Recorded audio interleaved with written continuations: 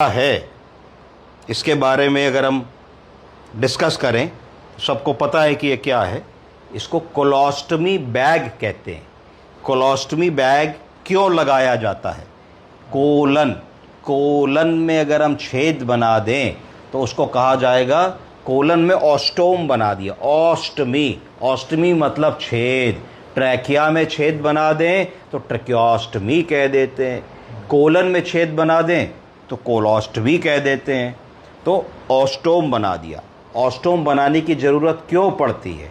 प्रायः old age में जब आपके पास मरीज आता है कि वजन कम हो रहा है, भूख नहीं लगती है, बाउल हैबिट्स बिगड़ गई हैं, पॉटी दिन में कई बार जाना पड़ता है, खाना पचता नहीं है, बहुत ज़्यादा कमज़ोरी आने लगी है, उस स्थिति में हम लोगों को शक होता है कि कहीं मरीज़ को कोई कैंसर की बीमारी तो नहीं है।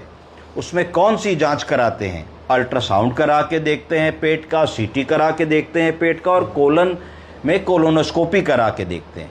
अगर कोलन में कैंसर होता है तो कोलोनोस्कोपी में पकड़ में आ जाता है। अगर कोलोनोस्कोपी में दूरबीन में डॉक्टर को, गैस्ट्रोएंटरोलॉजिस्ट को कोई ग्रोथ, मास, ट्यूमर, टिश्यू दिखता है तो वो वहाँ से उसका नमूना ले लेते हैं। नमूना लेकर के बायोप्सी की जांच करते हैं।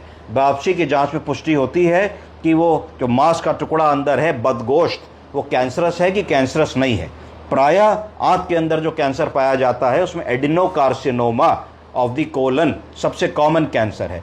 उस स्थिति में जब ऑपरेट करके हम लोग आंत को काटते हैं और कैंसर को निकालते हैं तो जो मल बन रहा है, मल शरीर से बाहर कैसे निकले, मल विसर्जन का एक रास्ता बनाना पड़ता है। उस रास्ते को में हम क्या कहते हैं कि कोलन के एक हिस्से को पेट में छेद बना के खाल के नीचे स्टिच कर देते हैं, फ्लावर जैसा बना देते हैं। इस पे पास दिखाइए, ये देखिए आंत फ्लावर है ना, ये कोलन को हम लोग ध्यान से देखें तो एक फ्लावर बना हुआ है और ये एक बैग लगा हुआ है। इस बैग में मल अर्थात पॉटी निकल करके कलेक्ट होती रहती है और जैसे जैसे बैग भरता जाता है पॉटी या गैस से, इसको हम लोग खाली करते रहते हैं। तो इस तरीके से मरीज का जो काम है वो प्रॉपर चल रहा है, भोजन ले पा रहे हैं, भोजन पच रहा है, पॉटी हो रही है, पेट नहीं फूल रहा है, और नीचे कैंसर से जो हमने इलाज किया है उसको भी हीलिंग के लिए समय मिल रहा है। कुछ समय बाद जब चीज़ें ठीक हो जाती हैं तो एक संभावना होती है कि वापस हम कोलोस्टमी को रिवर्ट कर दें और आदमी नेचुरल जगह से, एनस से, रेक्टम से, जैसे पॉटी पहले होती थी वो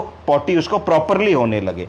कुछ कंडीशंस जिसमें हम लोगों को कोलोस्टमी करनी पड़ती है, तो एक तो कई बार आंतों में इंजरी हो जाती है, stab wound, gun shot injury, किसी ने गोली मार दी, बस्ट एब्डोमेन, आंतें फट गई, परफोरेट हो गई, इन सिचुएशंस में होता है। कई बार ऑपरेशन करते समय आंत कट जाती है, फट जाती है, कॉम्प्लिकेशंस हो जाते हैं, परफोरेट हो जाती है, तो इस तरीके की सिचुएशन होती है। कई बार बर्थ डिफेक्ट्स होते हैं, तब ऐसे नवजात शिशुओं में करना पड़ता है, और कई बार सीवियर ब्लीडिंग हो जाती है, उस स्थिति में हमें ऐसा करना पड़ता है। तो कुछ कॉमन इंडिकेशंस हैं जिसमें हमें कोलोस्टमी करनी पड़ती है। कोलोस्टमी को हैंडल करना बड़ा आसान है। मैं किसी दिन आपको बताऊंगा कि कैसे इस बैग को चेंज किया जाता है।